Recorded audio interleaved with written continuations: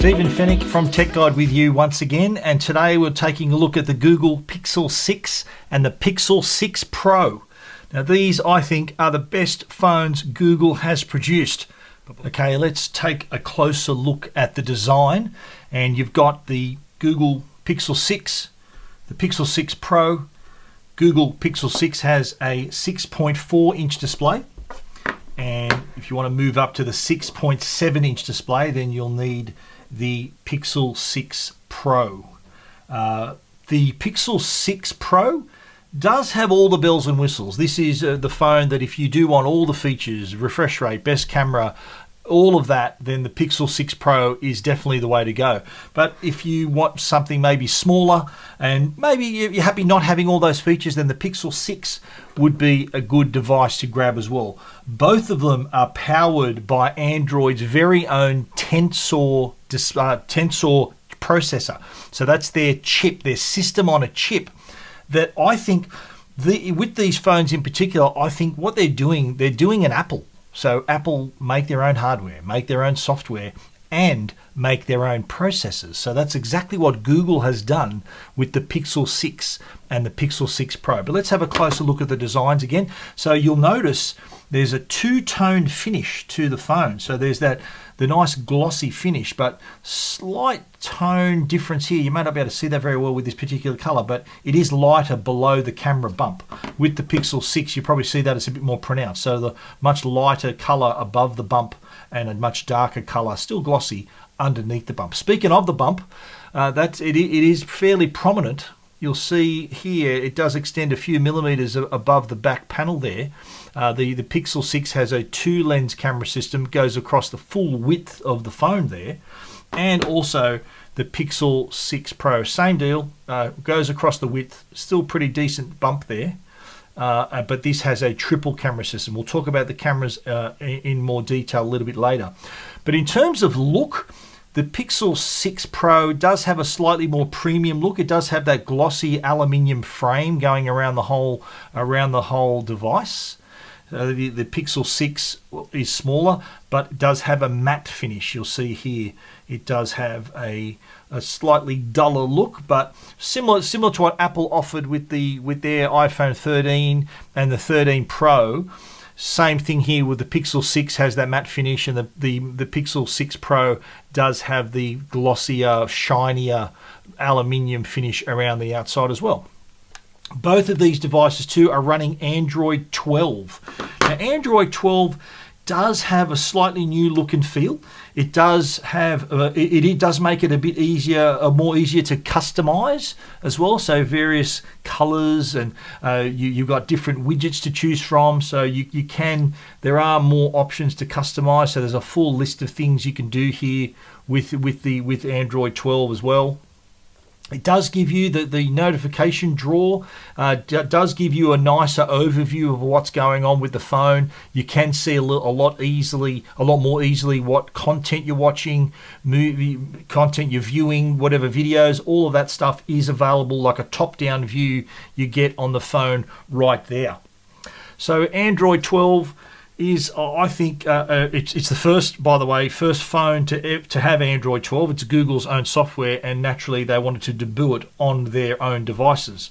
On the security side, you do see that these have in-screen fingerprint readers. So I'll just, you'll see it does pop open right there. I'll lock that again so you can see.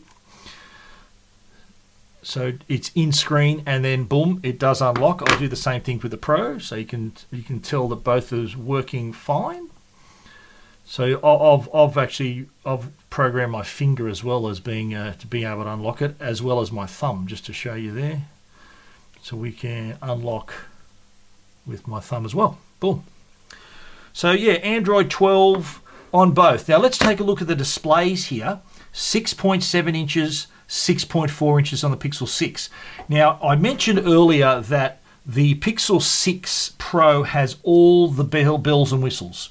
The Pixel 6 has most of them. Now, in terms of the display, the Pixel 6 Pro has adaptive refresh rate up to 120 hertz. So it can adjust depending on what's on your screen, whether you're playing a game, watching a movie. It can go up to 120 hertz. But when you look at the 6, which has the smaller display, that can go up to 90 hertz refresh rate. So that's something to keep in mind, not up to 90 hertz. And when you're just looking at a static page or an image, it can come down to 10 hertz.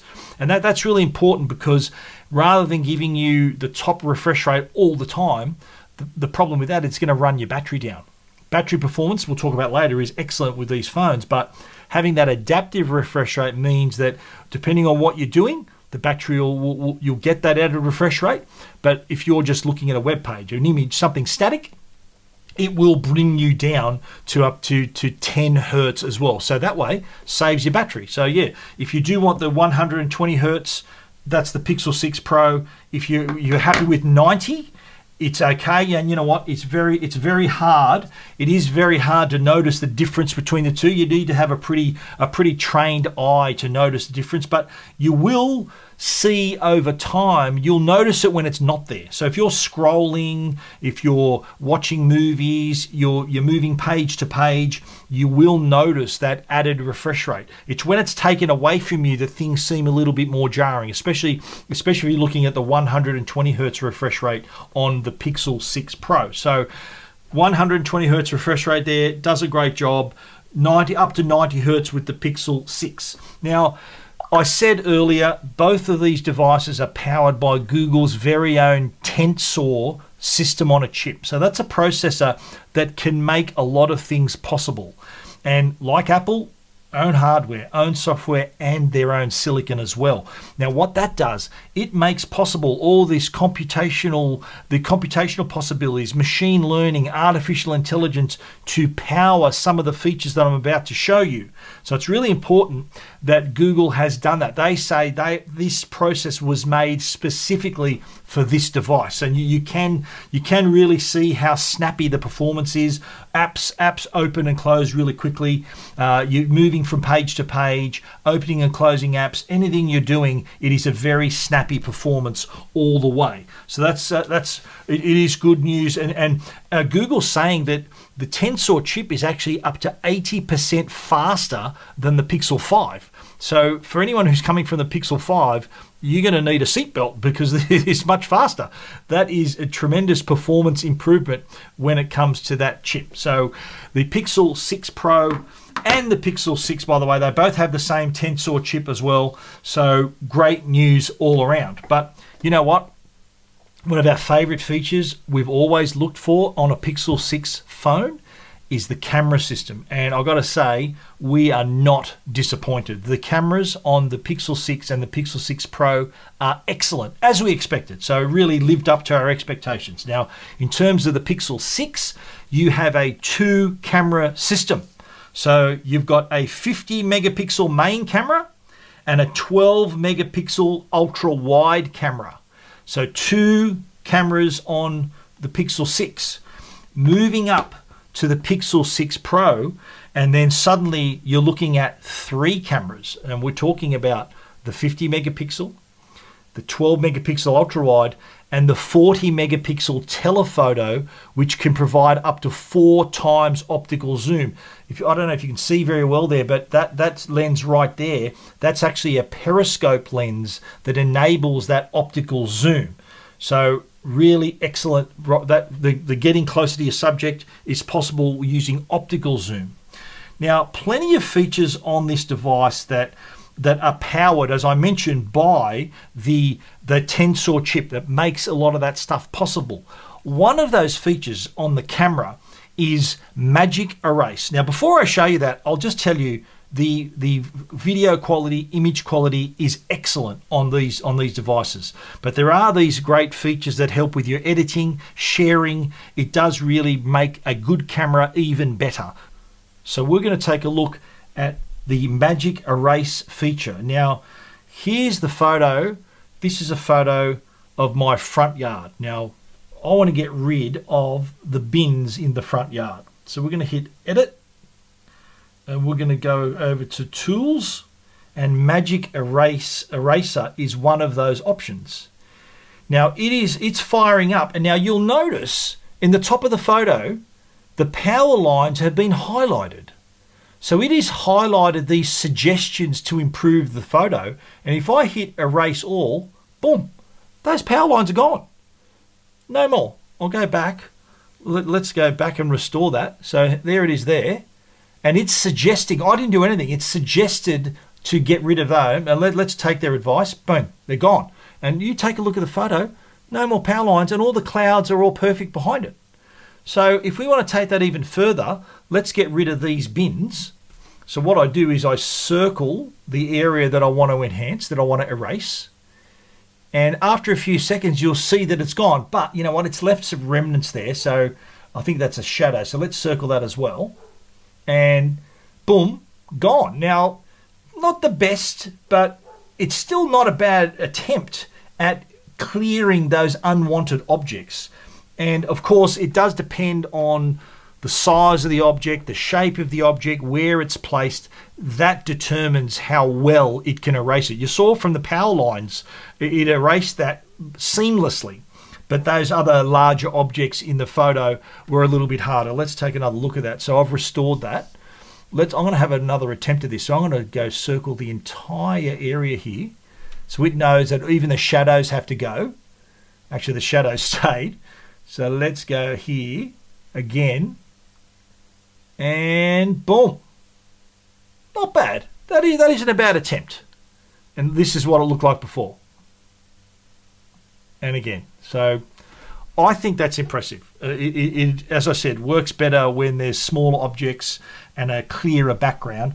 I think if there were several different colors that it had to deal with there, I think that was a pretty good attempt. And that feature, by the way, is available not only on the Pixel 6 Pro, but also the Pixel 6. So either one of those.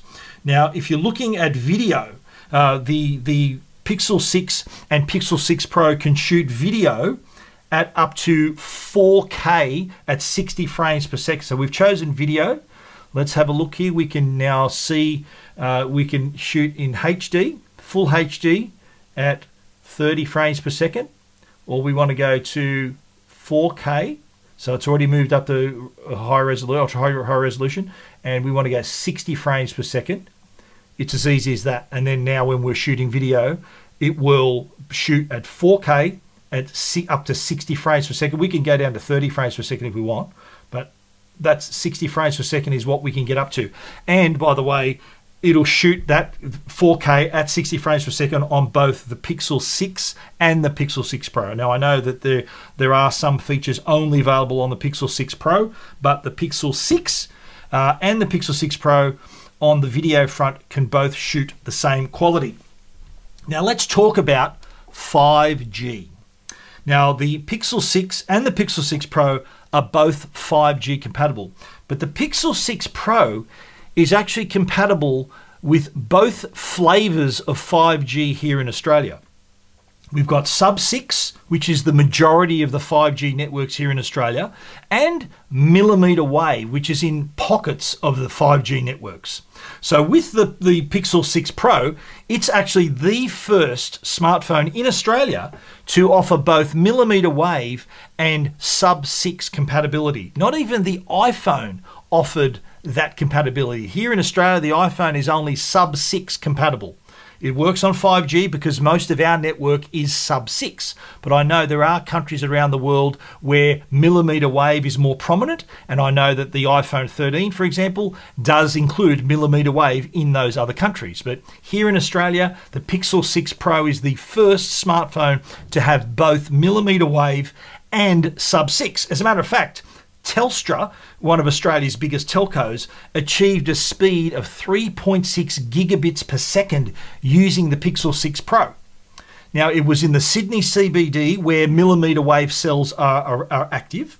And millimeter wave, I should explain, it's a technology that doesn't have quite the same range as sub-6, so it doesn't cover as much an area. You got to remember, Australia is a very big country, and sub-6 is being used for the majority of the time to to give the 5G coverage, to increase the coverage of 5G. Now, millimetre wave is planning to be used here in Australia in dense areas like transport hubs, airports, sporting stadiums, popular tourist hotspots. So those areas where a lot of people want to access high speed, so it offers higher capacity. The Google Pixel 6 Pro, the first to have both millimetre wave and sub 6. The Pixel 6 is just sub 6, so it'll work everywhere on 5G. It just won't have the millimetre wave capability of the Pixel 6 Pro. Now let's talk about the battery performance, and I did mention the Tensor chip, which gives these phones such tremendous performance, really does add up to not only great performance but also excellent power efficiency as well. So both devices have the same Tensor chip and both benefit from having that added power efficiency. Now, if you wanted, during our review, battery performance was tremendous. We got a day and a half, not a problem. And so battery life, I think, is really exceeded expectations because of that efficiency that the Tensor chip creates, that power efficiency. It's a lot like the iPhone 13. Battery performance has improved not only because it has a bigger battery, but also that battery power efficiency also comes into play. There's no charger in the boxes, so no charging brick, but we did unbox the 30-watt wired charger that can charge the Pixel 6 and Pixel 6 Pro from 1% to 50% in 30 minutes, which is remarkable. So great battery life, but also great recharging. If you do want to invest in the 30-watt wired charger, you are going to get a fast charge to get you to the power level that you want. But overall, I've got to say, without a doubt, these are the best phones Google has produced. The Pixel 6 and Pixel 6 Pro. In the past, Pixels have sort of been on the periphery. They haven't really competed very well with Apple and Samsung in the upper mid-tier and flagship levels. But I think the Pixel 6 and Pixel 6 Pro are going to give Apple and Samsung a definite run for their money. The Pixel 6 is priced at $999 Australian dollars. Pixel 6 Pro, $1,299 Australian dollars. And Pixel 6, Pixel 6 Pro on sale right now. Excellent devices. We've reviewed them. You can read the full review at techguide.com.au. Thanks for watching.